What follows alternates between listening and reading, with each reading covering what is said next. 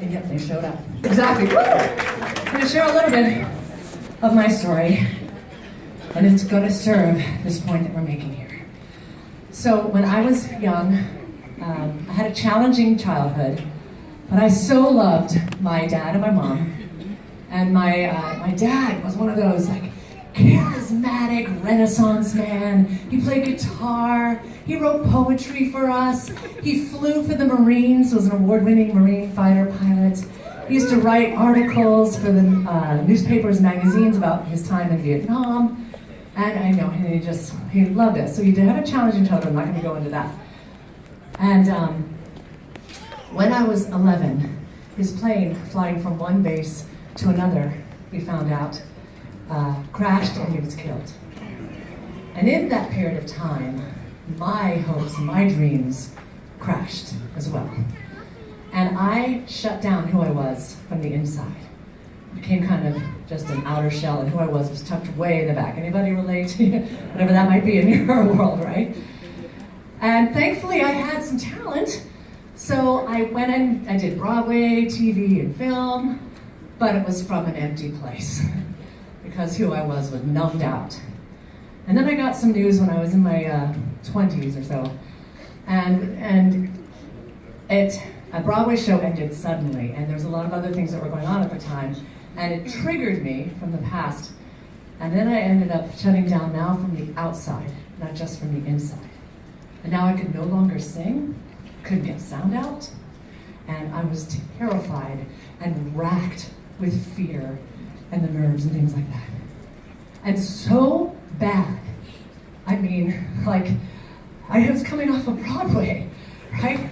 And when I used to sing back in those days, I was very soprano-ish, like, if I loved you time and again. That's how I used to sing. Nice, but but I remember I'm going to an audition or trying, and I'm there shaking like this, and I'm looking around, and I'm like, I love you. And it's so painful. And it was painful for me, it was painful for the auditioners, I'm sure. And so I had to leave the entertainment industry for 2 years. And I had to cocoon. And in fact, in those 2 years, in order to survive, I had to become a waitress. And I was a horrible waitress. God bless waiters, or I should say table servers.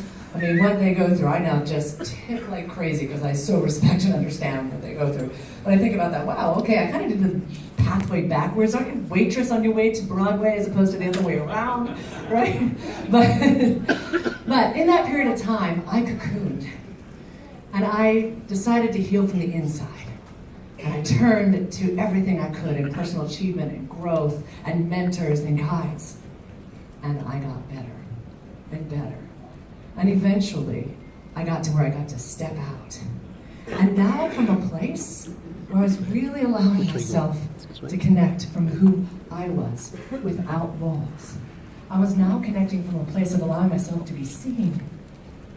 I was no longer trying to just control the outside and don't dare even see or know the inside. But now I was allowing myself to come out fully, like we all are here, right here. And I remember, my gosh, as I was going through that, I used to think I could only sing, if I loved you. I always wanted to sing the belting, popping type of stuff. But my sister was a pop singer, like Mariah Carey, so I thought, why even try? But now I'm like, you know what, game on. I'm gonna try, I'm gonna learn. And I grew, because it takes me willing to step out. And I would step out in auditions and be daring to fail. And may I dare say, daring to suck. I was like, horrible, but as I kept showing up, eventually it found its way through, and that personal growth and personal achievement, all the way that served me.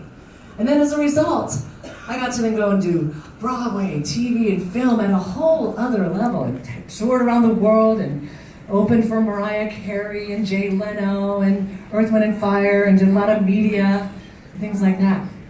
And then I had an opportunity to create, I decided, it's another story, but I decided to create a local radio show on personal achievement. Because I had these heroes and it meant so much to me. And it ended up getting picked up by a national syndicate. And then I had a nationally syndicated radio show, getting to interview and work with these greats that had so inspired me and moved my life forward. And then from there, I got mentored by these greats. I got to learn about online marketing, and online marketing was just starting at that time, early 2000s.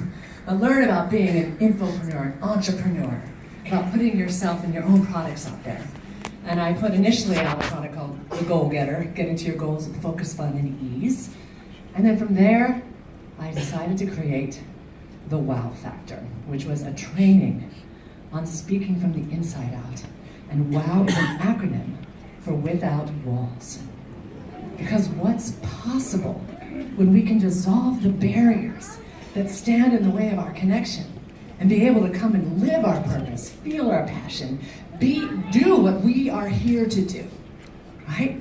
And I realized that what I had to go through, in order to really be this powerful speaker, whatever it is that you do, we need to dissolve those walls so that we can show up, right? And it became very successful. I got to train billion-dollar CEOs, celebrities, thought leaders, into those just starting out.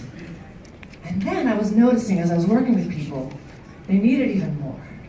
They needed to be able to, those who wanted to show up and be their own expert, or their own entrepreneur with their own type of products, that they needed to be served and get the branding and the strategy and the messaging and help them create the kind of media they would need. And so then I created I don't know if that's showing right now or not, you can show the slide. Then I created Launching Now, and that's Wow Factor on the left. And got to have amazing results of people getting on different TV shows and best-selling books and being able to be the wind beneath the wings for others. You know, be a wow maker for myself, but be a wow maker for others, right? And then now it's morphed into just only a handful of VIP mentoring, because I'm about wanting to do the work that I do out here, like with you guys, in every way that I can.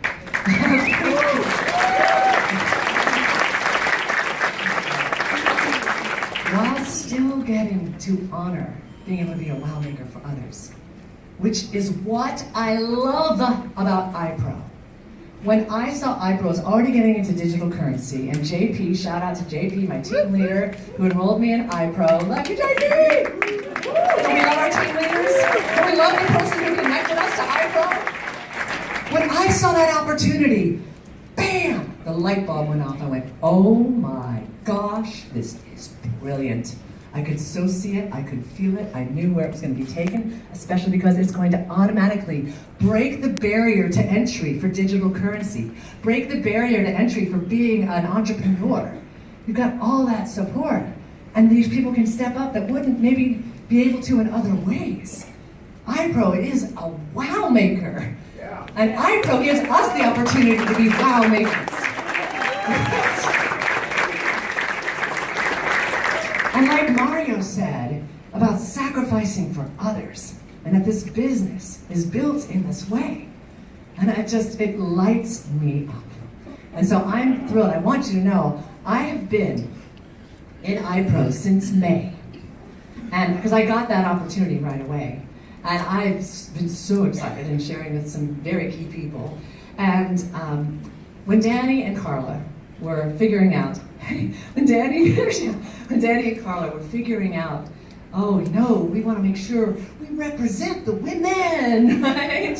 And she was like thinking, she had seen me, I guess, at some events and had been kind of thinking of me and who should they get?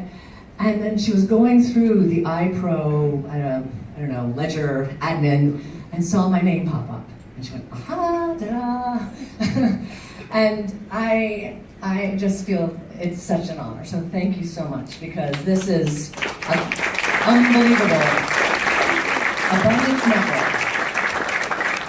And what we're able to do with iPRO. I mean, think about it. It breaks all barriers. iPRO doesn't see age. It doesn't see gender. It doesn't see deaf community versus not deaf community. It doesn't see disability, which I love that. Diss anyone who says you don't have an ability. That was awesome, Bishop. Right? It's a great equalizer. It breaks the barriers. That's what I love about iPRO. And so I want to share with you an amazing science that shows, to me, an amazing metaphor for what iPRO is and what we can be in life and in our iPRO business. So this is the science of cymatics. How many knows cymatics? You're just like, whoa, you lit up. Just wait till you see this. Yay, only one person. I'm about to blow your mind. Okay. In cymatics, let me just give you a quick little update, and I'm going to play the video, and you can see it in action, and I'll talk you through it. So they take a black metal plate, and they have sand particles or salt particles, and they just run different tones through the black plate. And then you're going to see what's happening, and it gets more and more. Well, I'm just going to let you see it. So now they're running tones, coming through the tones of the black plate.